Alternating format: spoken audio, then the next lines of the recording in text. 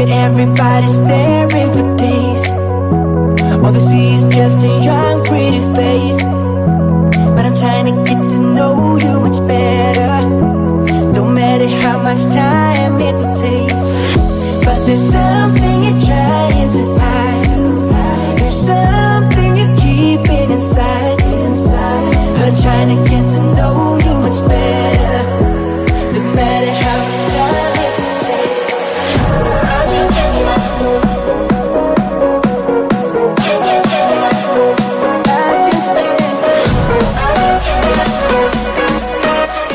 Welcome, ladies and gentlemen, to a brand new installment of the ME Show, or your strategic partner podcast, based on wherever you are hearing this information from.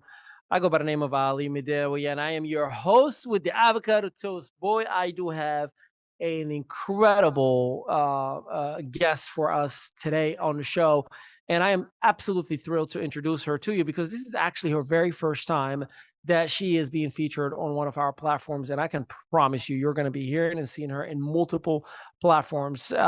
She goes by the name of Evelyn Monroig, and Evelyn is an extraordinary business coach. She has over 30 years of experience in the business industry, whether it's online or offline. And by the way, she does look like she graduated college 4 years ago, so don't get it twisted. She is not only a business coach, but she is a high performance direct sales leader and a multilingual public speaker and a true expert in direct sales mentoring. Evelyn's journey has been marked by incredible achievements, and she is here to share her knowledge with you. Now, you're going to be hearing a lot about her story, so I highly recommend that you do yourself a favor.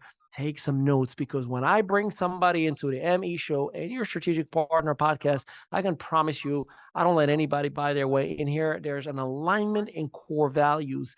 There are many people who reach out and say, hey, we want to sponsor the show. We want to be with you. And we say, no, sirree. But Evelyn is the right person. So without any further ado, ladies and gentlemen, give a whole lot of virtual applause to the one, the only Evelyn Monroig. How are you, Rockstar? How you doing, Ali? This is great. I'm just listening to you and laughing and thinking in English and Spanish at the same time. So thank you Good. for having me here today. I am so grateful to have you in here. So I know I didn't do any justice to the listeners and to you with the background that you have. What do you do us a favor and just kind of elaborate a little bit on where did this whole thing start from? In other words, was it an overnight success? Did it take 30 years? Tell us a little bit more about the success story and how it began. Actually, it started when I was 23 or 37 years ago. Yes, I'm 60. Yeah, I was going to say that I started when I was 3, but no. I actually went to college and I got married, and my husband, which now rests in peace, my first husband told me that I didn't have to work, so I can stay home. And we got this beautiful house in Texas. English was not my first language, so I was actually watching I Love Lucy reruns 8 hours a day. Okay, so I learned English with Ricky Ricardo. Explain it to me, Lucy, right? Wow. And actually, after a few months, I was like very bored, and I found a little ad, Ali, that says $15,000 a month, and it caught my attention, right? And it says live in your dream home, drive a Mercedes Benz, and wear tailor-made clothes. And I'm like, what the heck? Who do I need to kill to do all that, right?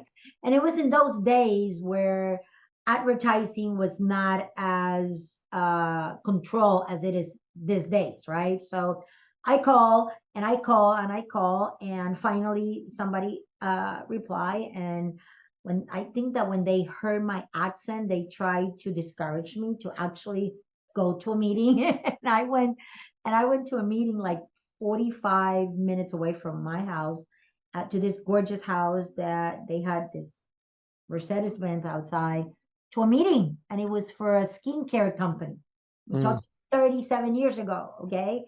And I totally fall in love with that, totally. And I didn't know anything about direct sales or network marketing or nothing like that. I was just excited about the principle of it, okay? And went back home and did everything a newlywed had to do for her husband to say something, to say yes to something that she wanted it. Back then, I don't even remember. I think it was like $1,000 to start your business. And he said yes, but he said yes on the condition that when he was back home from work every day, I was not to do business or mention anything about skincare. And that if this didn't work, I need to pay him back. Of course. I love that. And you know, I relate to you in so many different ways because when I started specifically in network marketing, I remember it was an opportunity of $499, and I had to convince my wife. Wait, let me rephrase that. I bought into the company, not for me, but also for my wife. And then I had to tell her afterwards what I did. So it was not ask for permission, it was You ask forgiveness. apologize. Yes, correct. And it was bad. And I had 30 days to make our money back. And if I didn't make our money back, it was like a no. It took me, I mean, most people would say I made it in 30 days. It took me about 11 months to make my 30 days money back. Actually, I actually, my first check after I worked very hard Yeah, was $2.97. I relate. And actually I make him go and deposit that into the savings account. And I was clear that if I didn't make it up, if I didn't make that business work, I had to pay him back. So I worked very hard. Second check was $44. Still put it in my savings account. Worked That's a very big jump hard. up. Third check, $799. Fourth check, $1,999. And I make over $88,000 in 11 months. Okay. God So bless. that changed my life totally. I went full time into network marketing. I was actually able to resign my job. I was in human resources for Abbott Laboratories back then.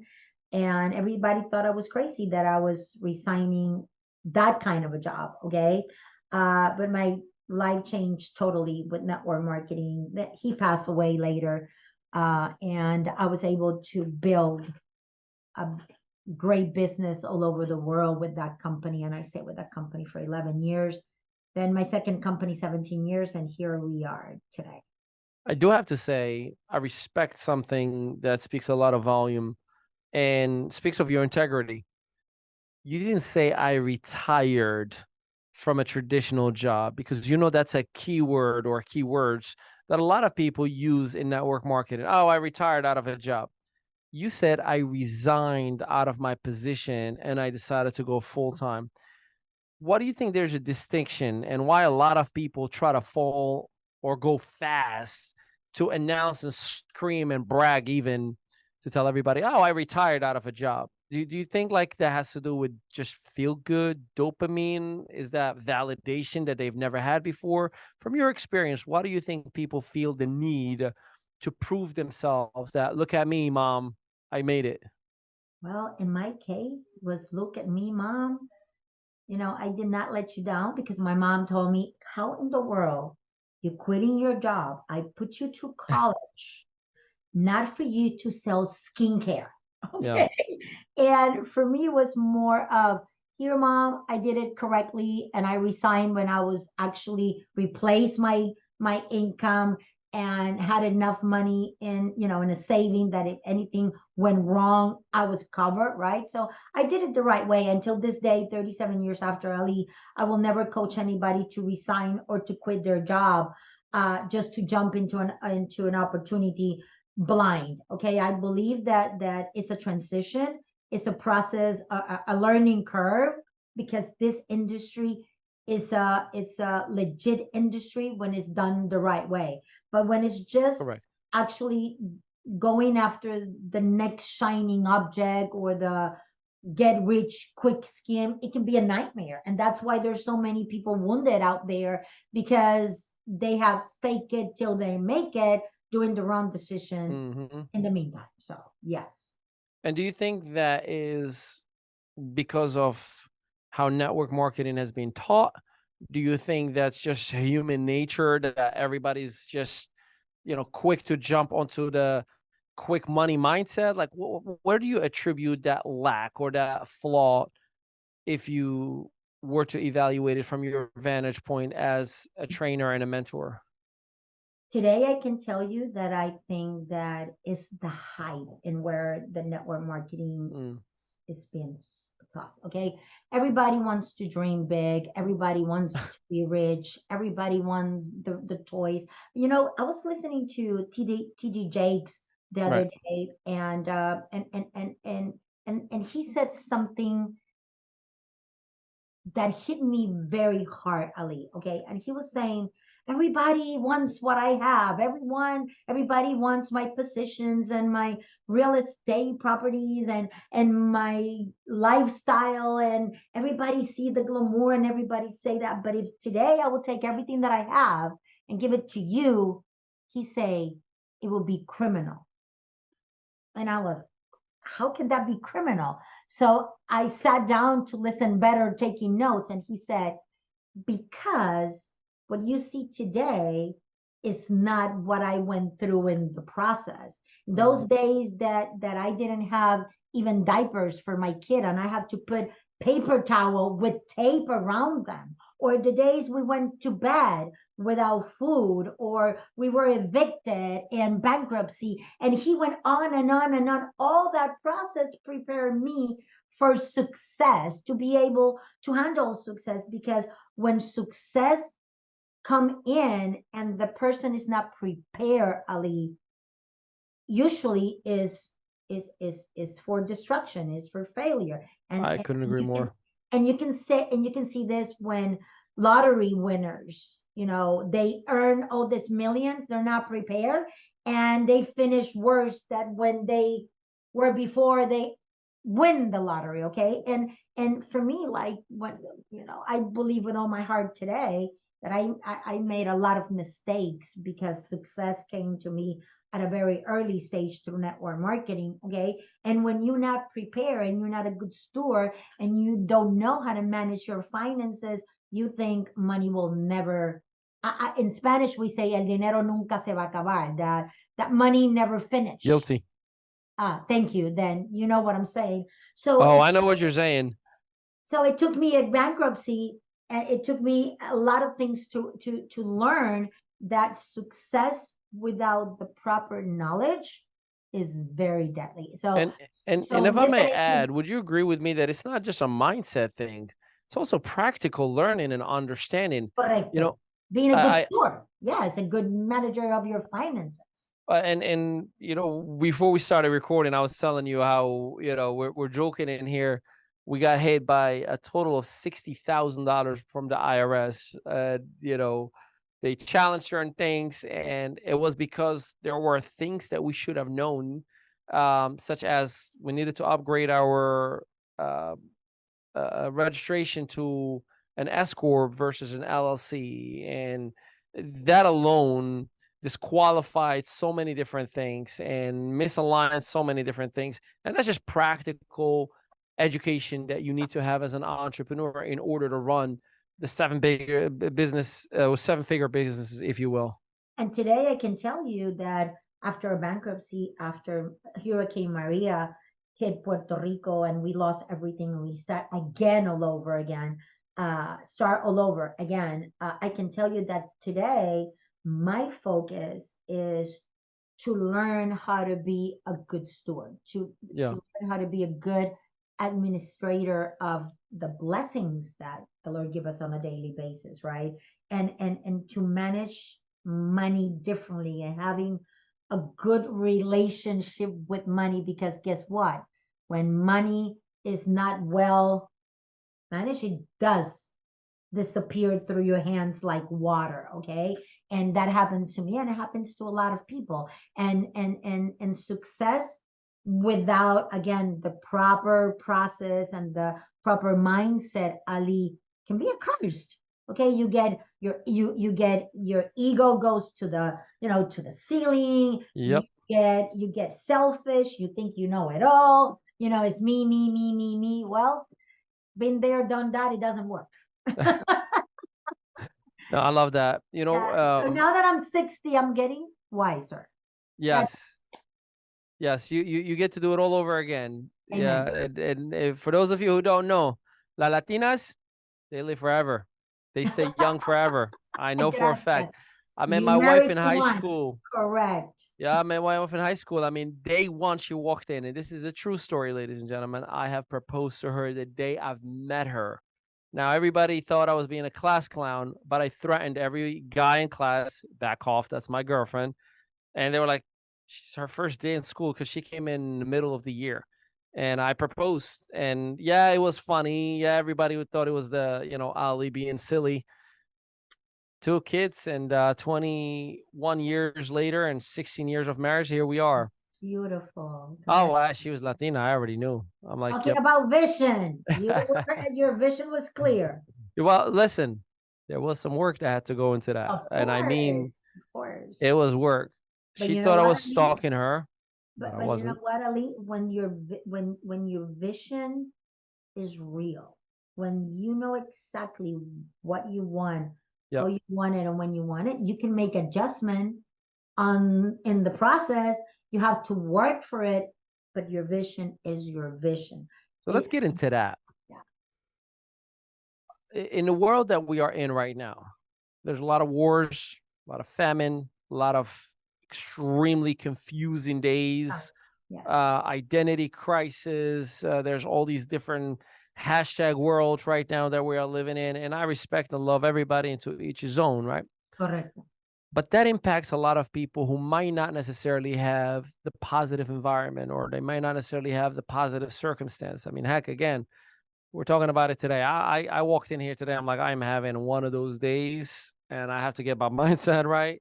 So, how do we get people from your experience and from your mentorship that you provide to get out of that now circumstance that you're seeing in front of you, which is real, and be a visionary? Because it could be really hard when things are wrong. From your perspective, how can we help somebody find a positive visionary self in the midst of the challenges? I think that, like you say, it's all about a mindset, Ali. But one thing that I learned in my toughest days, one of those days that I wanted to quit everything. And I said, I had it with people, I had it with everything. My pastor said, Evelyn, when your vision is real, when your vision has connected with your heart, when your vision is bigger than you can adjust your vision. But what you cannot do is abort your vision. And in tears, and not understanding at that time what he really was saying to me, I went back home and sat down and said, it's true. I just have to make some adjustment, even maybe change the vehicle that will take me to my vision, maybe adjust here, adjust there. But bottom line, I know what I want. So I'm just going to continue to follow my vision and not abort it. The problem these days is that, we are exposed, Ali, to so many things, right? We loan our ears and our eyes to social media, to news, to so many artificial everything around us that we no longer know what is real, what is not. Okay. And if we are not feeding ourselves mindset, right, with the proper readings, with the proper affirmation, working on ourselves to be the better version of ourselves on a daily basis, then we are in a million places. And I wish I can say all this in Spanish, to be honest with you. Oh, don't worry. There's another interview coming Yeah, up in Spanish where you can see a whole lot of that. But what I'm trying to say is, for example, I admire you what you just said. You came in having a bad day, but you show up. It doesn't matter. We keep going, okay? Yep. Because we know that our vision, our mission is bigger than our problems, that our circumstances, and all circumstances and all negative stuff, they will pass. This too They shall will pass. pass. That this thing should all pass. Yeah. And while you're alive, Ali, you have the power, the know-how to do it all over again. Yeah, I love that. Right. Hey, so I want to dig in a little bit into your operations. Tell us, who do you work with? Who do you help? How do you help them? The results that you create for them. Just for those who are listening, I want to know, exactly who you're focused on and how you can help them, because there may be that one or many people who may be listening to this message right now and say, that's the one I got to work with. So I'm a business coach, and I've been involved in the building part of network marketing for 32 years. Okay.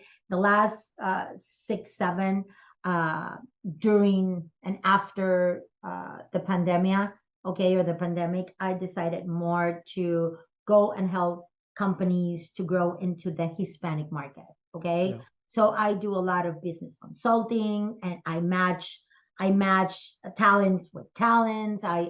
We have a translation company, English to Spanish, Spanish to English. We know all the verbiage of network marketing, so we're very good at that. But where my heart is, Ali, is really to coach women, okay? High performance leaders, because we as women, we wear so many hats, Ali, okay? We are wife, we are daughters, we are mothers, we're housekeepers, Uber drivers. We do everything around the house, and also we are employees, we are entrepreneurs. Yep. How we do all this and do it in excellency? My passion is time management for women. How to do everything and do it the right way, and find that, before I used the word balance, find that balance. Today I learned that there's no such thing as balance in life. Mm-hmm. It's more find harmony That's right. while you working in finding a balance that work for you and your family. So we as women, we can do it all if we know how to manage our time, and if we know how to wear different hats and wear them all in excellency. So that's I love it. where my heart is, and I'm What very passionate about that. What is your vision with your brand and with your company now, with the ladies that you're going to work? Like, what do you envision to happen in the next 3 to 5 years?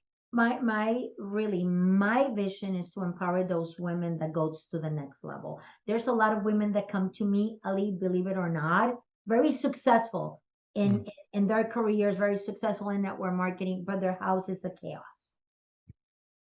You know what the number one problem is for this kind of leaders? That they're very successful, money's not an object, but they got mountains of unfold laundry. They cannot find time with family. They success have cost them their marriage. My vision is to really teach women that we can do it. I've been happily married for 25 years. God bless. I did work with my husband for 20 out of those 25, 24/7 in network marketing. And we found that harmony and the balance that worked for us. And we were able to be full-time parents. I have a 29-year-old that grew up in network marketing.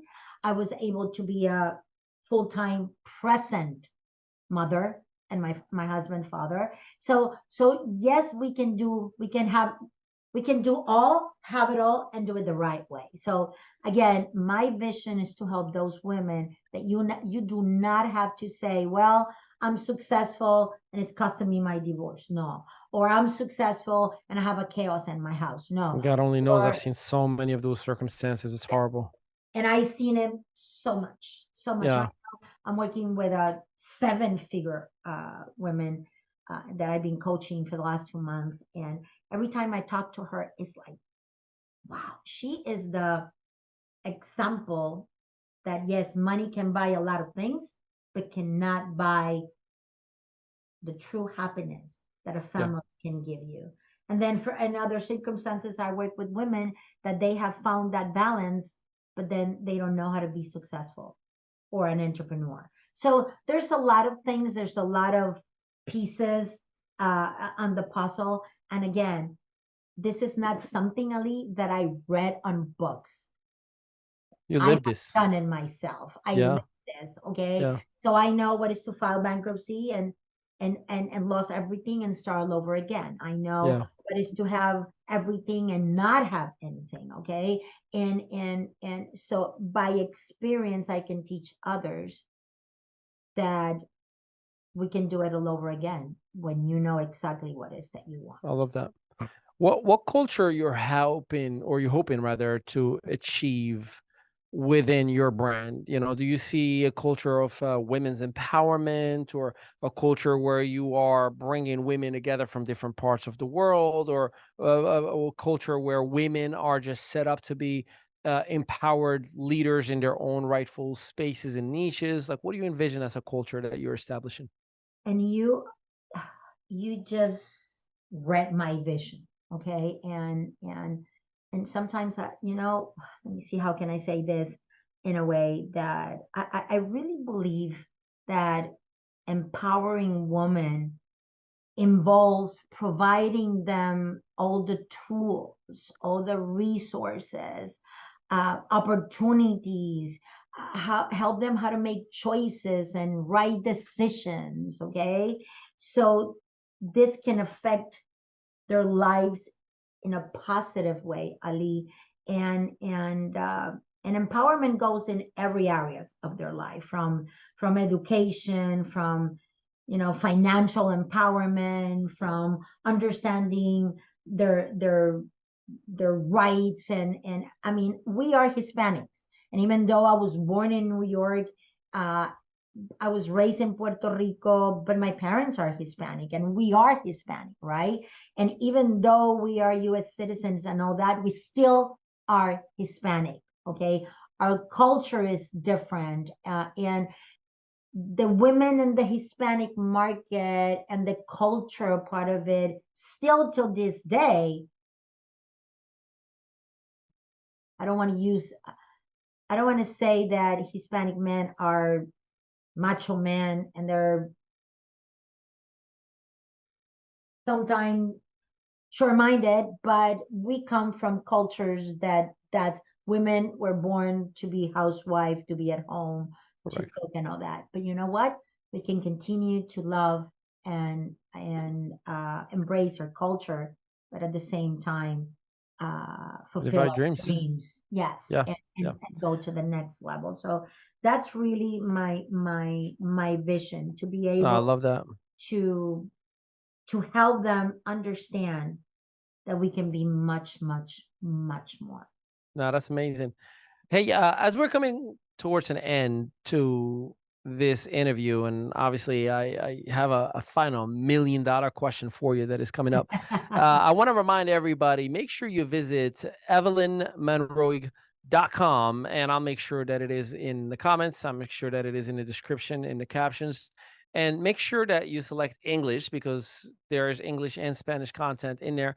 And whether you speak English, whether you speak Spanish, this young woman is a walking gem of wisdom to help assist, connect in so many different ways. I know for myself, I've been blessed to have her in my life for the last going on almost a year now. More, And more. we've met through her translation company, for a company that I was consulting for. And then it's just like we clicked. It I was mean, we will talk, and from day one, I'm like, hey, make sure you do this that way. And she's like, hey, make sure you provide this that way. And we were just looking out for each other. And I would call him like, hey, did you send the invoice? She's like, hey, did you get the invoice paid? And it was such an amazing, amazing immediate connection that even if we're no longer working or consulting for the company that we maintained our relationship, and we ended up doing some business together and collaborate. And I am so, so excited, because we're planning on having our very first 100% in Espanol webinar event with a lot of teaching, education, coaching just for you. And of course, we're going to do some in English as well. As she's going to be a guest on one of my events. So I am so, so grateful. And make sure you visit her again, evelynmonroig.com. It is right in the caption, it is right in the copy. And we'll also include her social media assets. So you definitely want to connect with her. She is a wealth of knowledge, especially when she drops those golden nuggets, whether she goes live on Facebook or short form videos on Instagram. Now let's get to the $1 million question. You ready for it? Oh, let's do it. Let's just say you lost everything today. The business is no more, the money is gone, and you have to start from scratch. What would be your top 3 things that you'll take on immediately to get back in action? First of all, guys, this was not rehearsed. This Not at all. No, not at all. So So you know what, Ali, that happened twice. We lost everything. Okay, Yeah. and the last time was through the hurricane, and we have to start from scratch. Uh, and even though we lost everything material, the only thing that was not taken away from me was number one, my vision. That's I know exactly, and my vision has been the same for the last 30 plus years. Okay, empowering women and helping women go to the next level. So that day that we woke up with nothing, I said, "Well, Lord, I still have my vision. I still have my faith that I know that if I done it twice, I can do it all over again. I'm just going to take one day at a time and do it all over again." Okay. And one thing that I learned, Ali, during this tough time is that relationships are more value than all the money that you can have in the bank. Absolutely. Okay. Because then you know that you can call someone knowing that that person respect you, you were good, you kept your word, you did what you were supposed to, and then you can call and say, you know what, I'm available, I need this or I need that.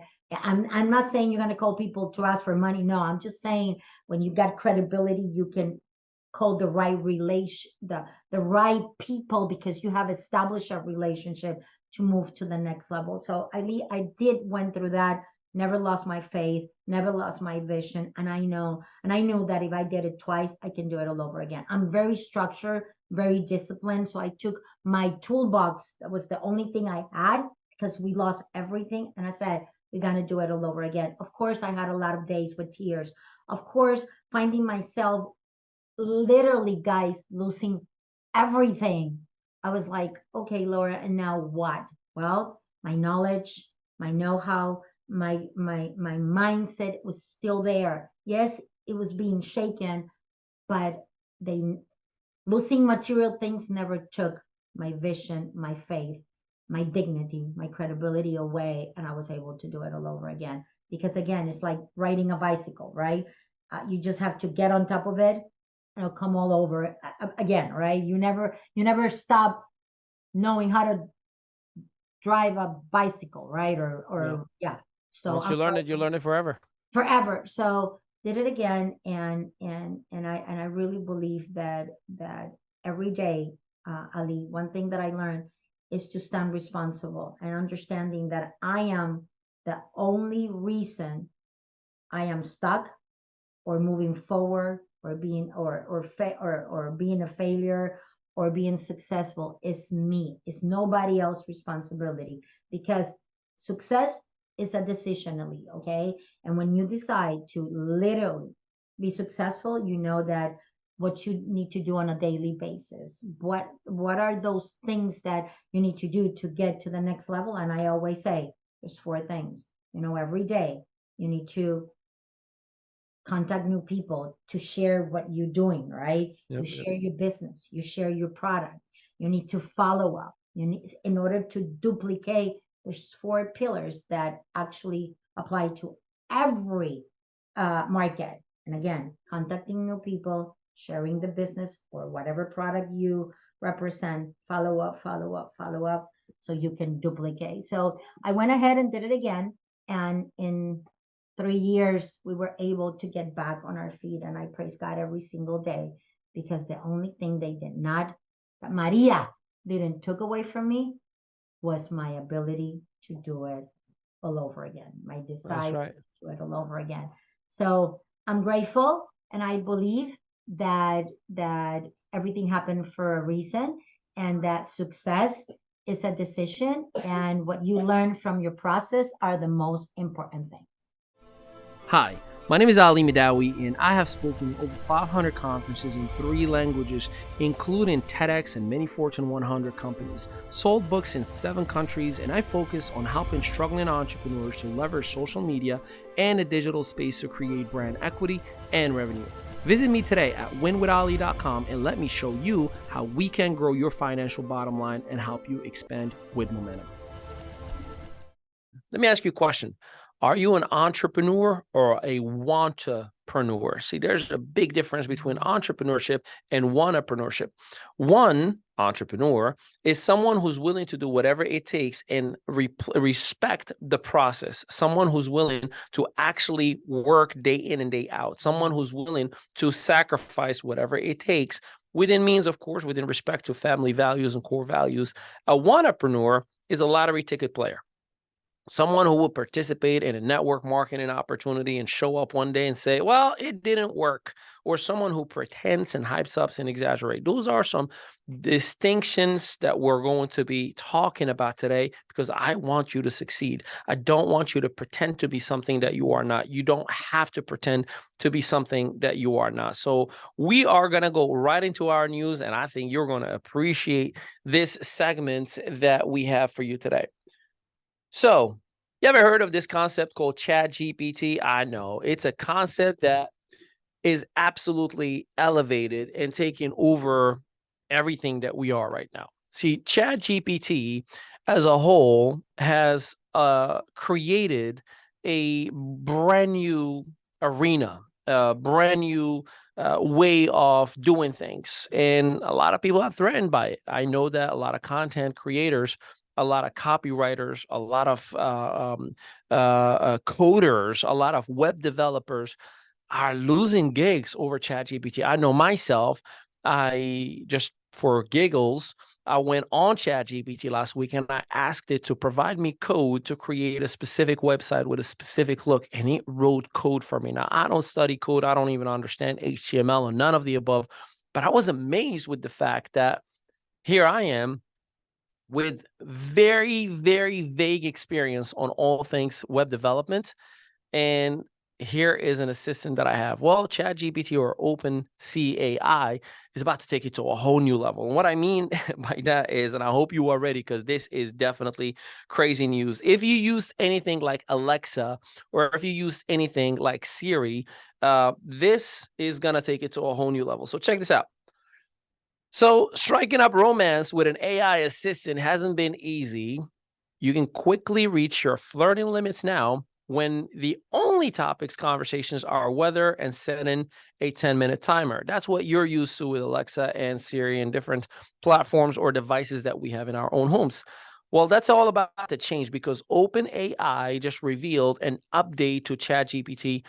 This happened actually literally yesterday, that enables it to respond to your questions with spoken words, resulting in a two-way conversation that are far more complex than the cocktail party small talk offered by Alexa or Siri. In other words, it is not pre-programmed conversations. Like sometimes I would ask Siri or Alexa, and it would say something like, I'm sorry, I do not have the answer to that, or I'm sorry, I do not understand, or here's what I found online. And sometimes it's completely off, right?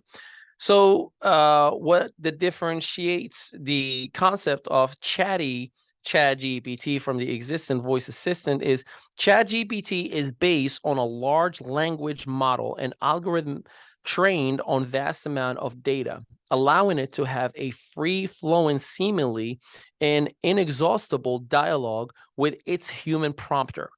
Meanwhile, digital assistants like Alexa and or Siri have only been programmed with responses to a narrow set of questions. Amazon and Apple are racing to infuse large language models into their products, but OpenAI beat them to the punch. So ChatGPT has another edge on the competition because its voices, in plural, 5 in total starting, sound much more like an actual human. It sounds like real people that exist in digital assistant, which are very clearly robotic.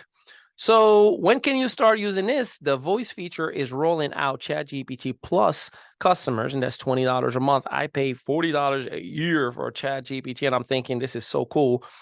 So I'll definitely will be taking the $20 a month subscription in the next 2 weeks, and it will be accessible to everyone else soon after OpenAI said. So here's the thing. I'm curious to hear, would you actually use this feature on a regular basis? I think everybody's going to be comfortable with it because I know AI scares a lot of people. One of the companies that we're partnered up with and I sit as executive vice president of, called The Great Discovery. We have an AI platform that it takes me, my picture, my video, or real course, and in an instant, it changes in native language over 60 languages, and it moves my lips in that very same language. Imagine that, right? And I had an interactive conversation with a AI, what was supposed to be a bot. And a perfect example, I went on and I just simply said, man, this is so crazy. I feel like I'm in Star Trek. And it replied to me, vocal conversation. And it says, oh, Ali, you are so silly. If this was Star Trek, there will be a ship outside your window right now. And I was shocked. I thought to myself, did I just have a regular human conversation with a robot? And I know that could scare some people, but it is coming whether you like it or not. So I'd rather be part of the controlling narrative and or the controlling party of this technology, so we still have the human ability to do good with it instead of it falling in the wrong hands. But it's pretty impressive. On other news, we are going to go ahead and talk about Lego. So you may know of this company called Lego. It's an international company. So Lego is famous over, all over the world. Kids love it. Parents hate it because we step all it on it and we hurt our feet all the time. But Lego has been known over the years by using recycled bottles in order to create the toys, right? The Lego pieces. Well, here's the thing. The only realization more painful than finding a Lego piece with your bare foot is that producing those blocks sustainably is hard. The Danish toy maker informed the world yesterday that it'll have to abandon its plan to manufacture its trademark bricks out of recycled plastic bottles. You know why? Since it would increase Lego's energy usage. How ironic is that? So they here's why I love the world that we are in.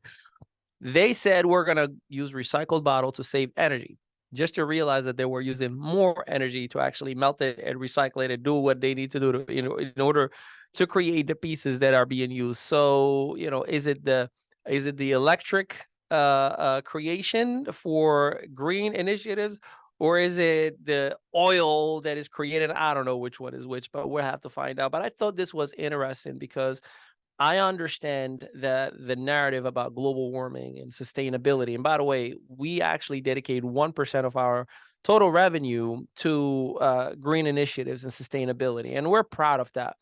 But it got me a little bit under my skin, I believe like 2 or 3 months ago, when a report showed that only 1% of the recycle bin that we throw out every single 2 weeks, right? Like as good citizens, as model citizens, only 1% actually ends up being recycled. The rest goes to the landfills because they just fortunately can't do all the work and all the jobs. So where is it going to go? We'll have to find out. But I feel good about doing my part. What do you think, right?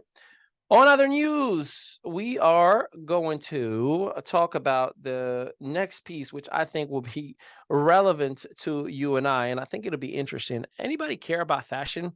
Listen, I care about fashion as much as many people do. I like to feel good, but these fashion shows are just getting crazy and crazier. By the way, huge shout out while we're talking on fashion, Nancy Laverde. You will find her as Nancy Laverde Fitness Model on Instagram. She went on, by the way, she's my sister-in-law. Love my sister to death. I'm going to represent, I promote her all the time. But Nancy went just about 3 months ago from her very first gig ever as a runway model to walk in New York Fashion Week 2 weeks ago and did a Macy's show just this weekend that just passed. So kudos to you. But here's the thing. Fashion is more like homeless, ripped clothing. And there are these like brand new type of fashion that is coming out, like these big, huge shoes. I'm sure you've seen those red boots that look like cartoonish. Well, there's another set of them that's supposed to be coming out in Paris Fashion Week, and it's supposed to be thousands and thousands of dollars. I don't know about you, but is this where we're heading? Do we even care? But here's the interesting part. I just found out that these fashion shows, they're not just about setting up trends. They're about advertisers And there are low-tiered advertisers that you can tap into, somebody who's going to be showing up in there, an ambassador, a speaker, an influencer like yourself, or you can invest in the actual piece of clothing or the accessory or the shoe, whatever the case may be. Look into it. It may be an opportunity for you to have the ability to definitely go on and, of course, invest without really being a fashionista or a fashion show.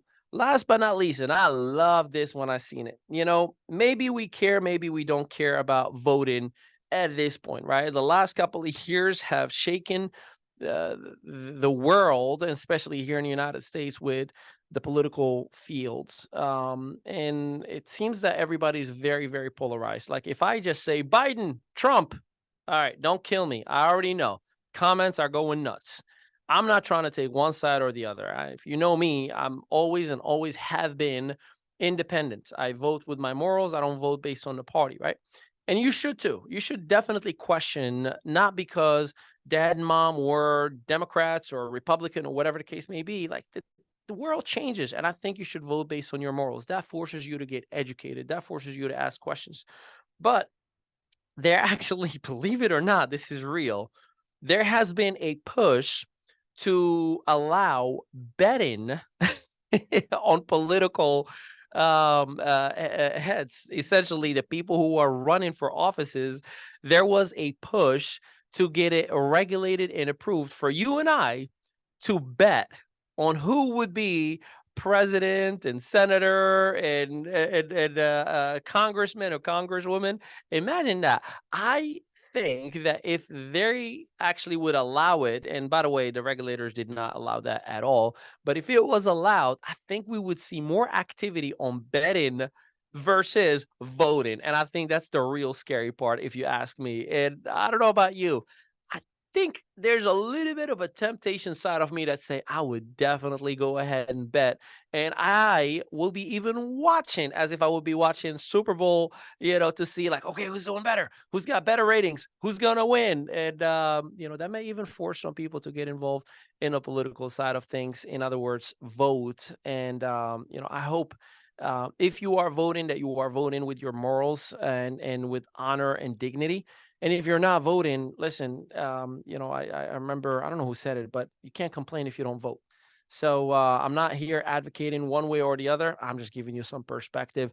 And these are the topic for this week's news that we've picked up for you live from the ME Studios and your strategic partner podcast. Hey, we'll be right back immediately after this break.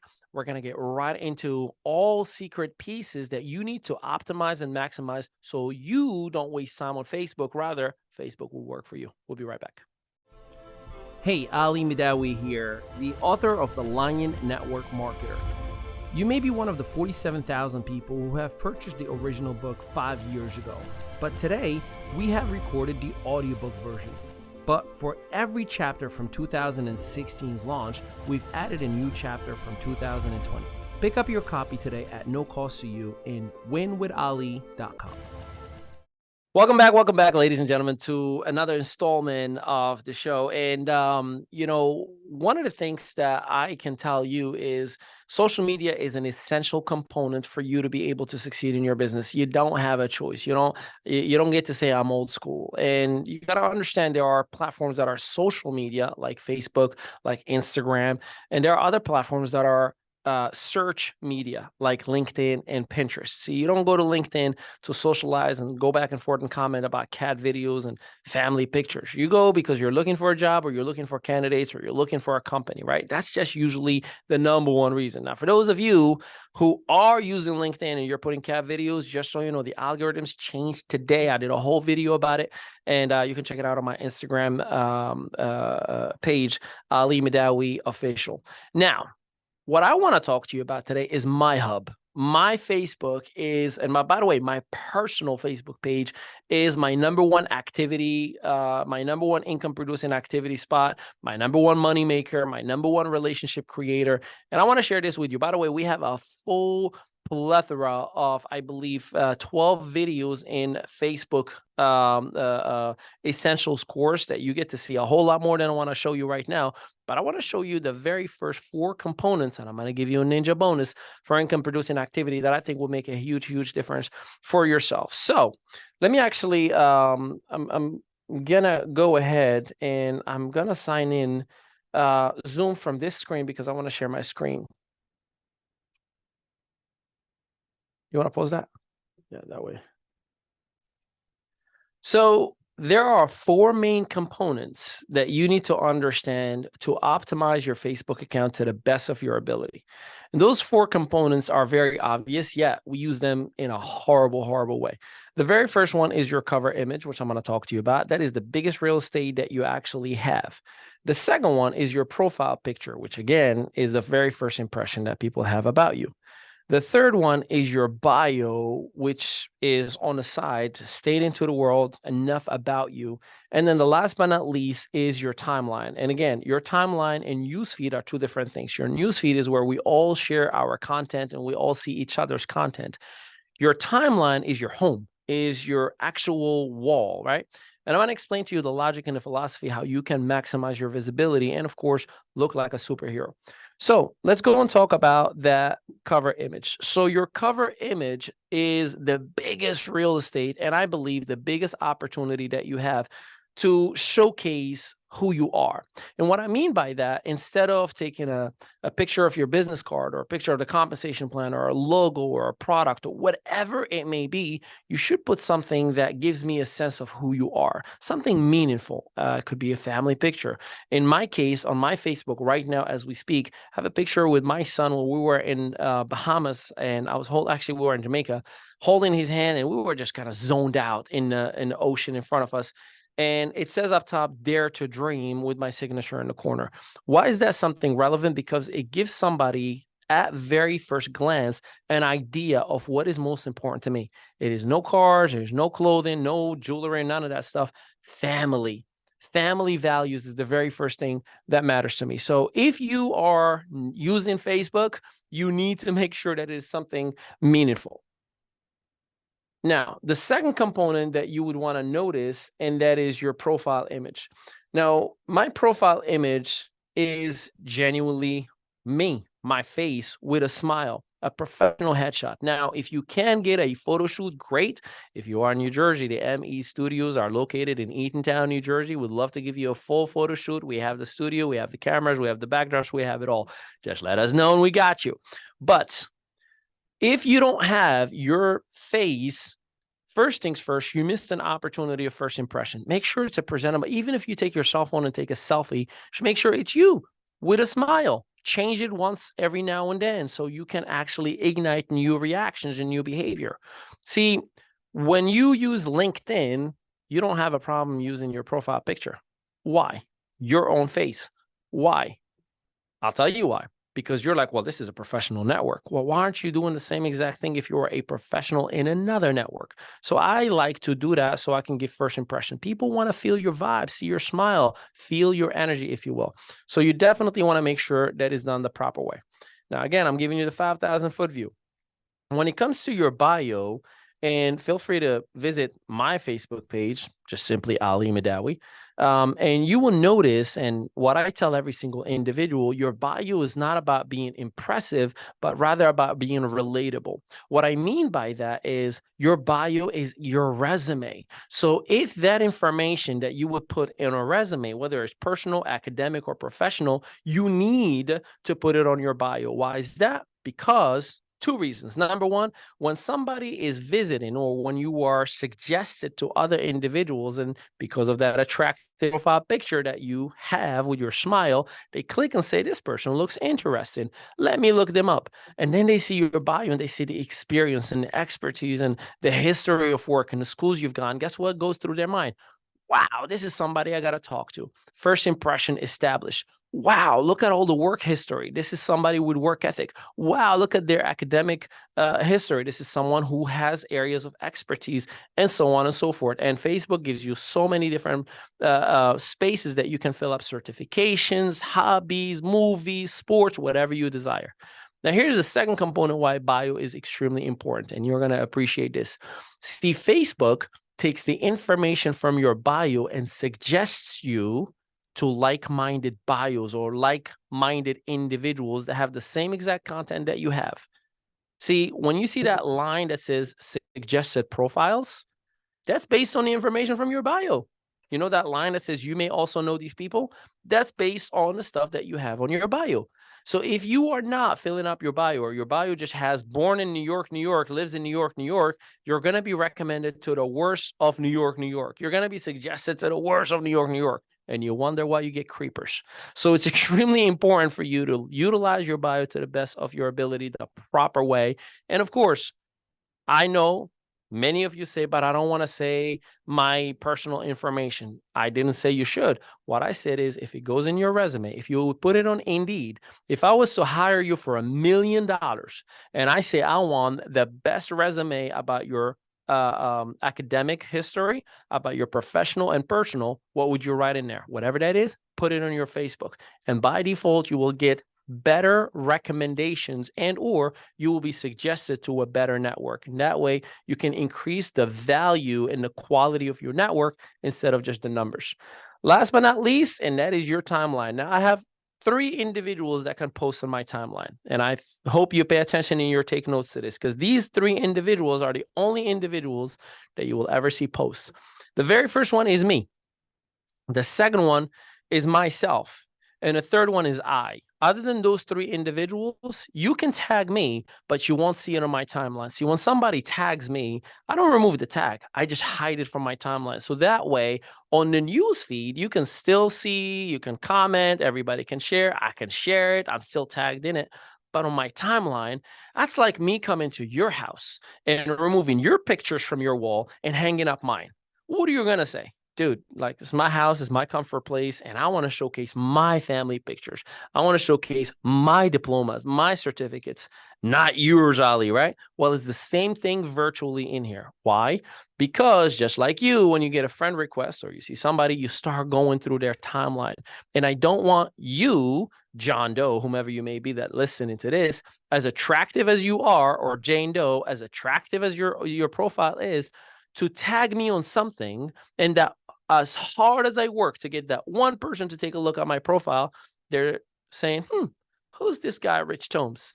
They click, they forgot about me. Now they're scrolling through his content. So I just did all that work just to send them to somebody else. That's why it is important to protect your timeline by any means necessary. Now, here's a ninja bonus for you. For those of you who love to prospect, right? And this is something extremely, extremely important. If on the news feed, right, this is where we all share content. On the news feed, there is all of our content combined between all of us together. And it is organized in what we call a algorithmic format.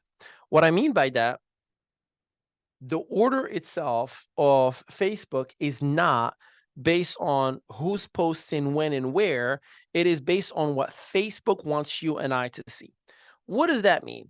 See, if you go right now into your news feed, you will notice that the very first post may be from 11 hours ago or 1 hour ago. The post after it, it may be from 3 minutes ago. The post after it from 16 hours ago. And it makes you wonder, why is that? Why? What happened between 5 minutes ago and 1 day ago and 1 hour ago? Well, again, algorithms. Algorithms are essentially, let me show Ali what I think he should be looking at. Why? Because there's different behaviors that I've done based on what I clicked, based on what I watched, how long I've watched it for, based on who I talk to on Messenger. And all those things are going to create what my newsfeed looks like. Because if they can figure out, like a psychiatrist would, what I like and don't like, they're going to put it right in front of me or remove it from me so I can stay in the platform long enough so they can plug commercials in between. And that, by the way, is why there is such a thing as algorithms. That's why social media platforms make the money that they do make. Now, how do you bypass that? In other words, if I were right now to be prospecting, I would go, and usually is on the menu, either if you're using a cell phone or if you are on your desktop. Make sure you go on the left side or on the bottom, again, depending on what device you use, on the menu, and then you want to click on feeds. Now, that's Feeds. Why do you want to go to feeds? So these are the different feeds that you do have that are available. It's like categorizing the way you want to see the feed itself. And then you want to select friends. Again, whether you're doing this from the top, the bottom, or from your desktop, depending on the view that you have, you start with feeds and then you go to friends. Why is that? I just removed pages. I just removed groups. I just removed any other category than my friends. Now, you're still going to see some sponsor ads, but I minimized any other clutter of any other platform that I don't want to look at. Now, it also does something else, and that's something else which you're going to appreciate. It changes the order from algorithmic to chronological. Why is that good? See, now if I'm looking at my feed, friends, and it's chronological, the very first person that I see, it says posted 3 minutes ago. That means if I wanted to connect with this person, and last week we talked about the different phases from connection all the way to sales. If I look at this individual 3 minutes ago, the average person uses social media 30 minutes at a time. So if this person just posted 3 minutes ago, what are the chances that he or she has a cell phone on their hand? And if I send that message on Messenger, they'll look at it right away just because they have a phone on their hand. The next person that would be following, and again, you'll still see some sponsor ads. The next person that you will see on that timeline or the feed that you generated, again, friends, and it becomes chronological 5 minutes ago, in my view. Again, what are the odds that that person with 5 minutes ago will be able to look at that notification 8 minutes ago, and so on and so forth? So when I'm doing income producing activities and when I'm trying to connect with people, I keep going until up to maybe 1 hour. Like once I start seeing posted an hour ago, that's when I know, all right, I'm going to stop this, take a break, go to another platform, do another income producing activity, work out, whatever my time is. And time block before you do this. This is a ninja bonus for you. And by the way, this is a game changer because there's nothing worse than you doing quote unquote the right thing on the wrong time or in the wrong way. And you're wasting your time with everybody out there thinking, why is nobody answering me? Well, maybe because they posted 16 hours ago and their phone is far, far away from them and they're asleep and you just don't know that. So I hope this helped you out. We have a full academy. Again, I'm giving you a 3-day free trial. Just go to winwithali.com, click on the ME Academy, select your 3-day trial on our academy, and there is a full course for Facebook Essentials plus 9 other courses right now available, plus 79 videos, weekly training, PR campaigns, digital resources, whatever you need and desire, we provided for you. We're going to take a quick break, and when we come back, I hope you are ready. Wantrepreneurs versus entrepreneurs. We'll be right back. Welcome back.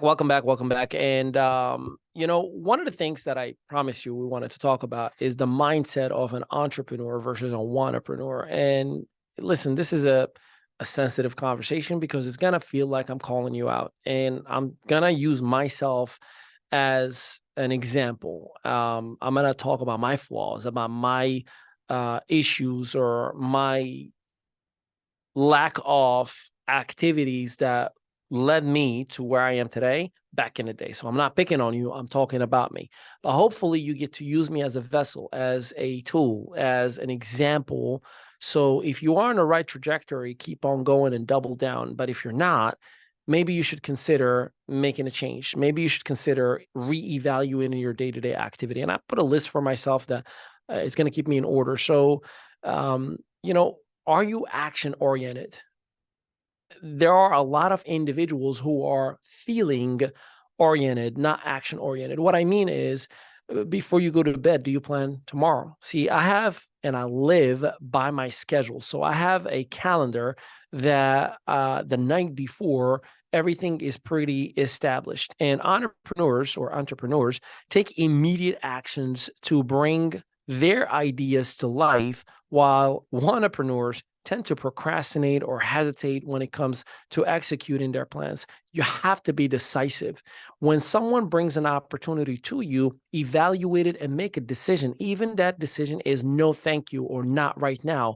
Be bold about making a decision, because if you're saying, well, let me think about it, and you're stuck in the let me think about it hallway, let me just be the first to let you know you are a wantrepreneur. That means that you are not ready to make business-like decisions, because business is not easy.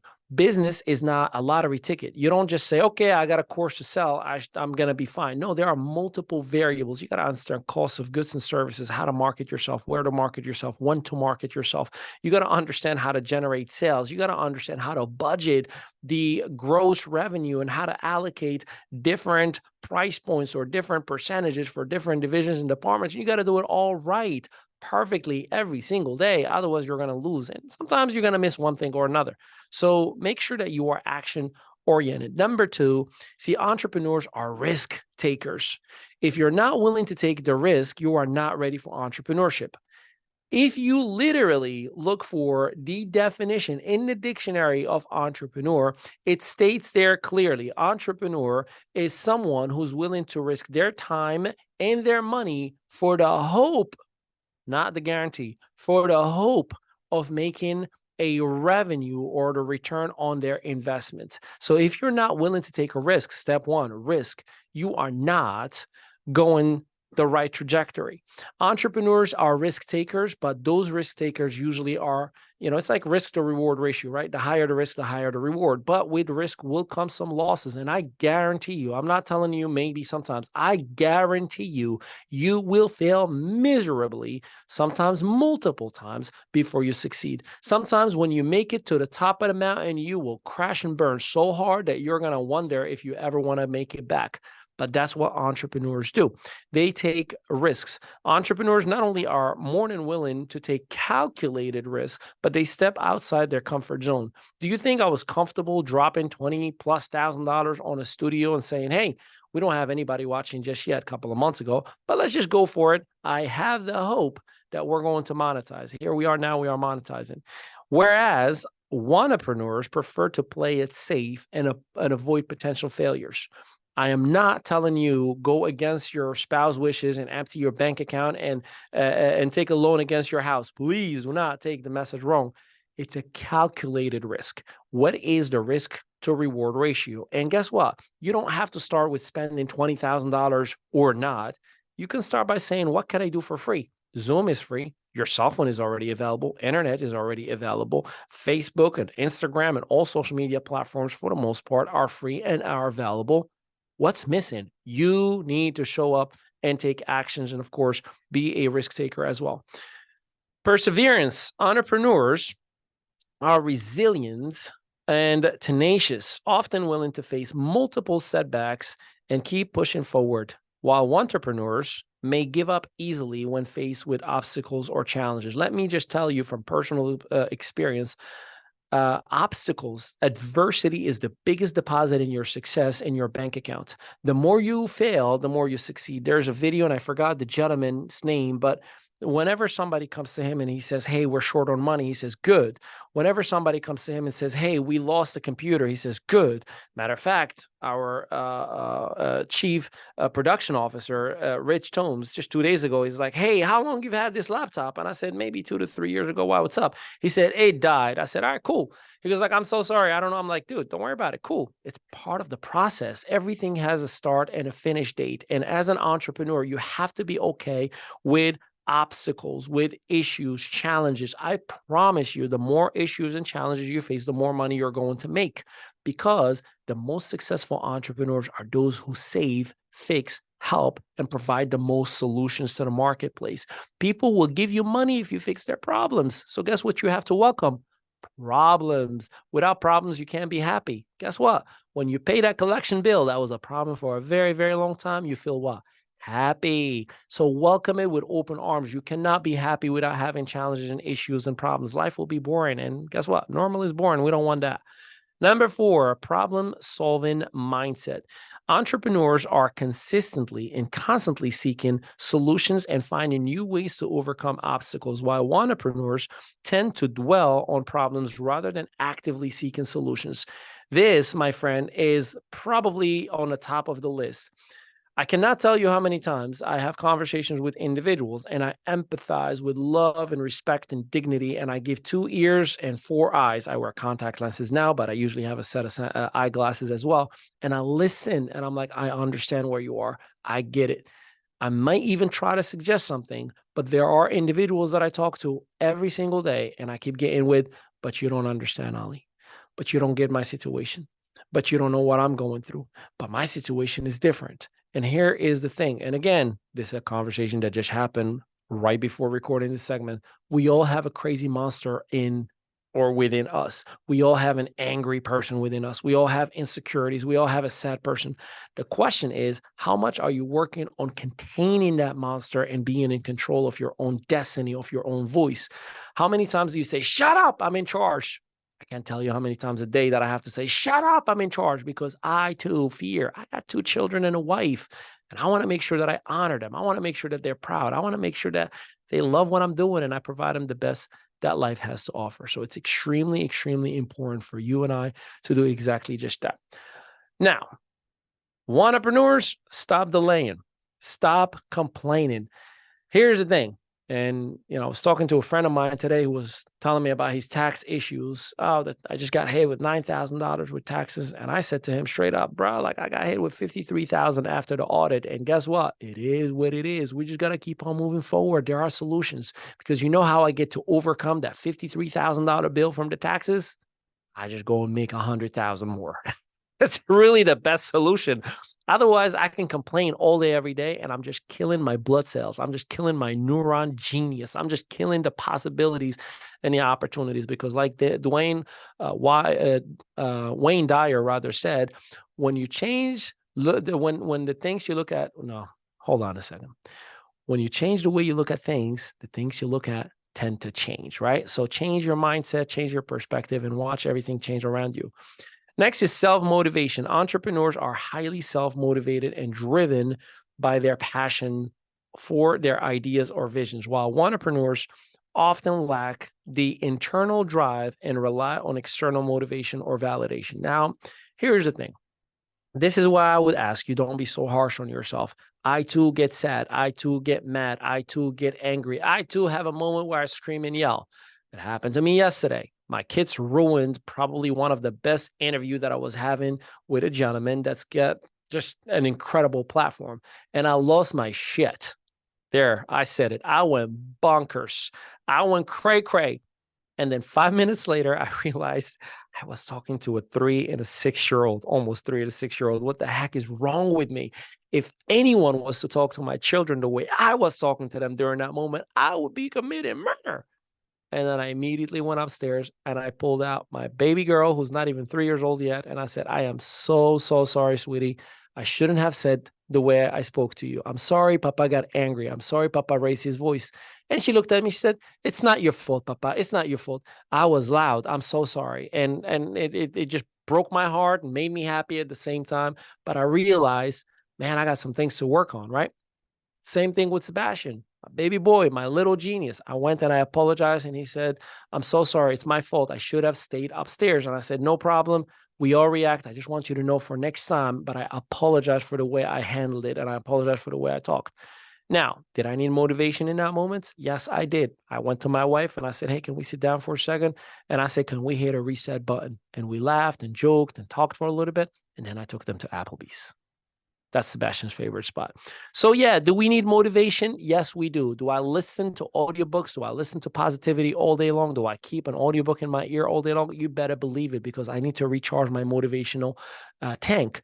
But at the same exact time, don't be so harsh on yourself when you're having a weak moment. But that does not excuse you sitting in there and looking for, I need a watch to be happy. I need this to be happy. I need that. It's all internal. It's an inside job.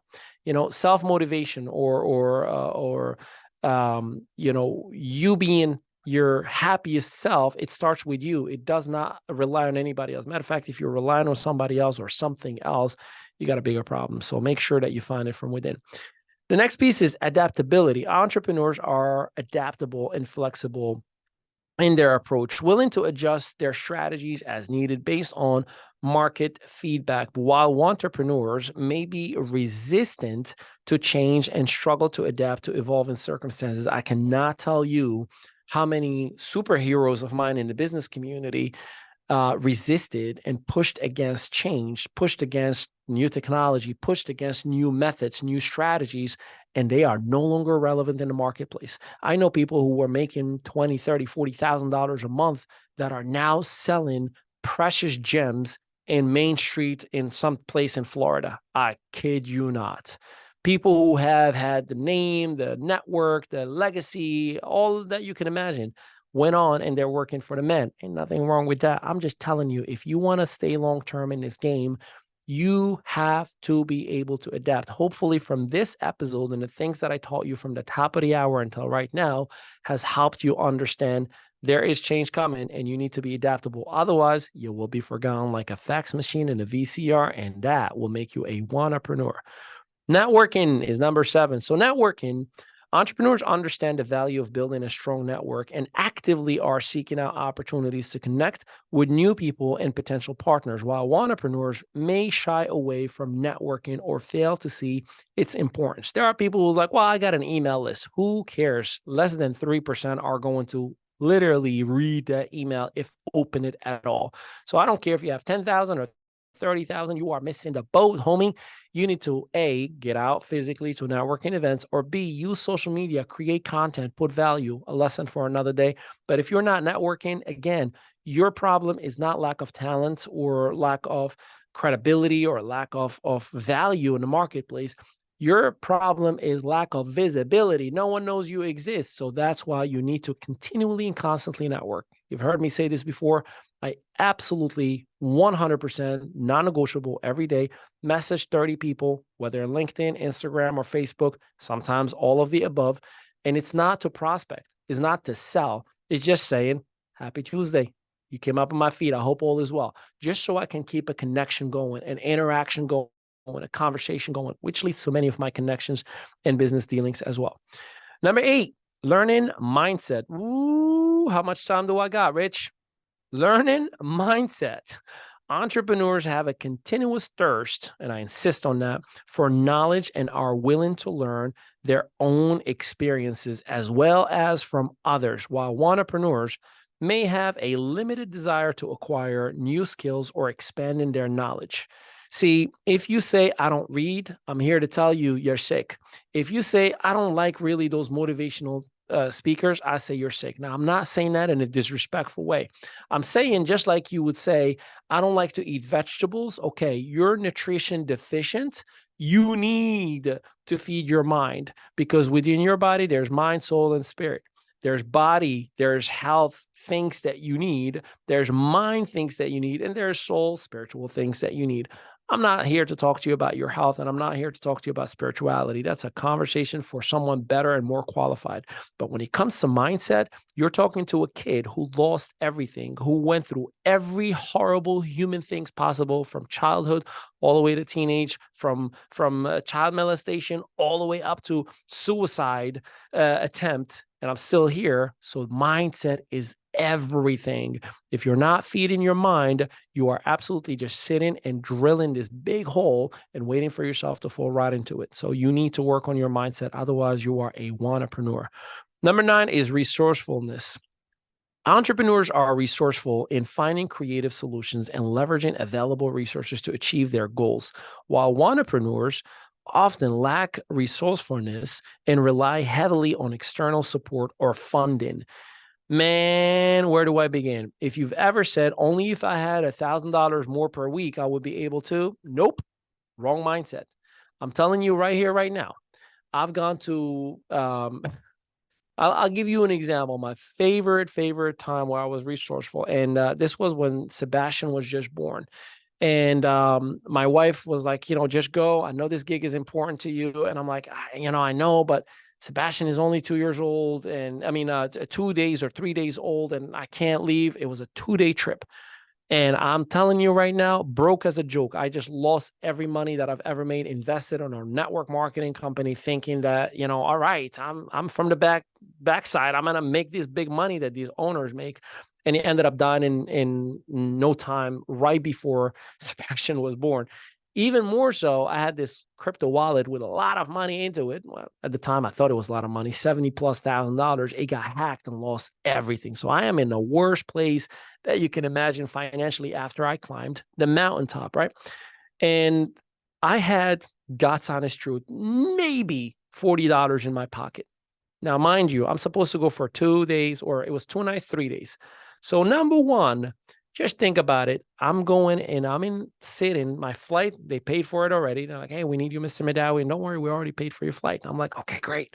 This is great. But what if I get out and I need to get Uber and I don't have any money from wherever I am to where I need to be? Like, my goodness, what's going to happen? And I thought, you know what? Just send an email, say I have an emergency. My son is sick. Can we just do this through Zoom? I genuinely did talk about that risk taker, talking about being resourceful, right? So I was like, you know what? Close my eyes, read a little prayer, get in that plane. Whatever happens, happens from here. We're going with $30. Check this out, because you're going to appreciate this. I get in that plane. I'm sitting in there, and I'm like, okay, I had snack bars. I'm good now. Oh, they got peanuts and water. Oh, I am really, really good. I made it to California. That was a 6-hour flight. I get out, and I'm like, please, God, tell me there's a shuttle. Please, God, tell me there's a shuttle. And then I see somebody with a sign, Ali Mehdaoui, and I'm like, I'm Ali Mehdaoui. Is this really for me? He's like, yeah, Mr. Mehdaoui, we're picking you up and we're taking you to the hotel. I'm like, yes, no Uber. I still got $30, baby. Let's go. I get in the car and I'm like so happy. I'm texting my wife. They picked me up. This is great. Again, this is true story. Talk about just going on leap of faith. I get in and I'm thinking to myself, oh my God, it's a hotel. I need the nightly deposit, whatever it is, usually $50 to $75 to cover, losses or movies or food service or whatever it may be. And I'm like, this is the moment I get embarrassed. I only have his debit card and this guy's standing right there. I don't want to give the card. I'd rather just be like, that's great. I'm here now. And I'll just stay in the lobby for 2 nights if I have to. Well, he goes like, Mr. Dowd, let me just help you with your bags. I'm like, absolutely, don't worry about it. I just have this carry-on. I am good, my man. I'm trying to get rid of him. He's like, well, let me just get your keys. I'm like, oh, no, I'll get it myself. Don't worry about it. He's like, well, we already took care of your room. So I just got to give them the name of our company and get you your keys. And here's my mind. Oh, not only Uber, now the room is covered. This is great. I still got my $30 in my pocket. And I'm betting that $30 is going to just get me back into the airport and I'm coming back happy. That literally was the whole mindset. I'm like, I won't eat for 2 days if I don't have to. Well, not only he gives me the card, and I can just show you, Mr. Mehdaoui, we put our card on the room. So whatever you want to eat, just help yourself. And I'm like, what? We about to have some steak, baby. We're going to eat. I am so excited. I am so happy. I'm bragging to my wife. I'm like, the worst has already passed. I am eating. I am sleeping comfortably in a hotel. They're picking me up and dropping me off. I am coming back home in 2 days, baby girl. I hope all is well. All right. Well, what do you know? I go to this consultation, right, with this company, and I'm doing my thing, looking like a superhero. Not only I got the gig to consult, train for 90 days, for 3 months for them. It was just a startup. But then they gave me $10,000 a month and they paid me that day that I was in their office. It was all in crypto. They're like, hey, do you have Coinbase? I'm like, yeah, show me. $10,000 deposited. And I was like, oh my God, I have $10,030 in my pocket right now. Oh my God, this is so great. I went back home. I mean, it was the happiest conversation that I've ever had with my wife. I'm like, hey, guess what? I'm back, but check this out. Blah, blah, blah, blah, blah. And I tell you all of this stuff just to remind you that you have to be a risk taker. You have to be resourceful. You have to be patient. Because listen, I'm not telling you get in a plane with no money. I'm just sharing with you my experience that one time, and I came back with a $30,000 contract.